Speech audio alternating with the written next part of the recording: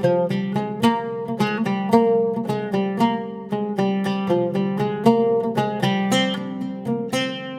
இன்னைக்கு இட்லி கூட வச்சு சாப்பிட்ற மாதிரி ஒரு டேஸ்டியான குருமா தான் எப்படி பண்ணுறதுன்னு பார்க்க போகிறோம். பொதுவாக நம்ம இட்லினாலே இட்லி சாம்பார் அதுக்கப்புறம் சட்னி வெரைட்டிஸ்லாம் வச்சு சாப்பிட்ருப்போம்ல.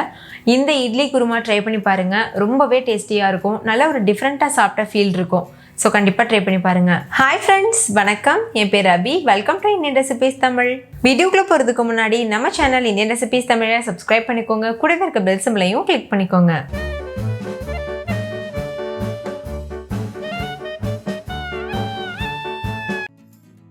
ஃபஸ்ட் இந்த ரெசிபி பண்ணுறதுக்கு ஒரு கடாய் சூடுபடுத்திக்கோங்க. அதில் 2 டீஸ்பூன் எண்ணெய் சேர்த்துக்கோங்க. எண்ணெய் சூடானதுக்கப்புறமா 1 டீஸ்பூன் சோம்பு சேர்த்துக்கோங்க. கூடவே 7-8 பூண்டு, அதுக்கப்புறமா ஒரு சின்ன துண்டு இஞ்சியை கட் பண்ணி எடுத்துக்கோங்க. 7 பச்சை மிளகாவை 2ஆக கட் பண்ணி எடுத்துக்கோங்க.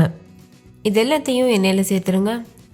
கூடவே 2 பெரிய சைஸ் வெங்காயத்தை பொடியாக அரிஞ்சிட்டு இது போல் சேர்த்துக்கோங்க.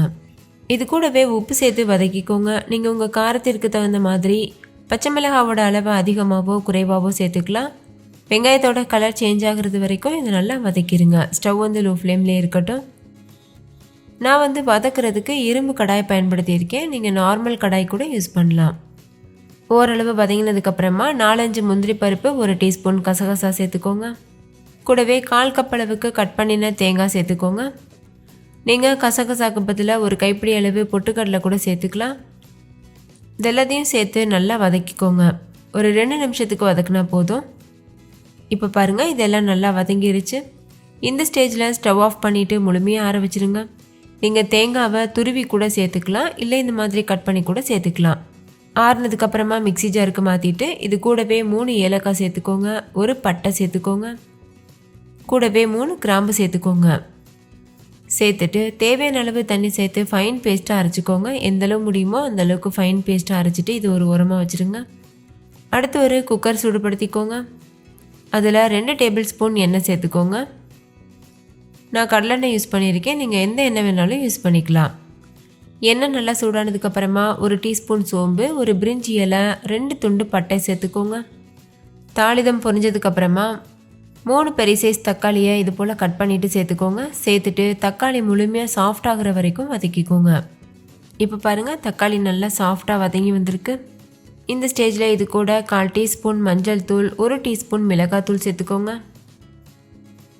சேர்த்துட்டு இது கூடவே நம்ம ஏற்கனவே அரைச்சி வச்சுருக்கோம்ல பேஸ்ட்டு, அதையும் சேர்த்துருங்க. கூடவே தேவையான அளவு தண்ணி சேர்த்துக்கோங்க. நான் மிக்சியில் கொஞ்சமாக தண்ணி சேர்த்துட்டு அந்த தண்ணியை தான் சேர்த்துருக்கேன். உங்களுக்கு குருமா கன்சிஸ்டன்சி எந்த அளவுக்கு தண்ணியாக இருக்கணும் கெட்டியாக இருக்கணும் பார்த்துட்டு நீங்கள் தேவையான அளவுக்கு தண்ணி சேர்த்துக்கலாம். சேர்த்துட்டு நல்லா மிக்ஸ் பண்ணிடுங்க.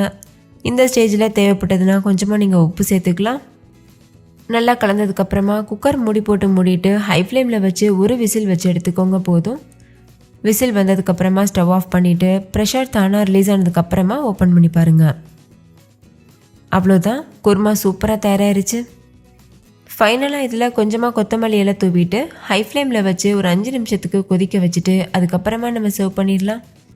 இந்த குருமா இட்லி கூட மட்டும் இல்லை, தோசை, சப்பாத்தி, சாதம் கூடலாம் ரொம்பவே சூப்பராக இருக்கும். ஸோ கண்டிப்பாக ட்ரை பண்ணி பாருங்கள். ஃப்ரெண்ட்ஸ், இந்த இட்லி குருமா உங்களுக்கு ரொம்ப பிடிச்சிருந்துச்சுல்ல? பிடிச்சிருந்தா லைக் பண்ணுங்கள், ஷேர் பண்ணுங்கள், கமெண்ட் பண்ணுங்கள். தேங்க்யூ, பாய்.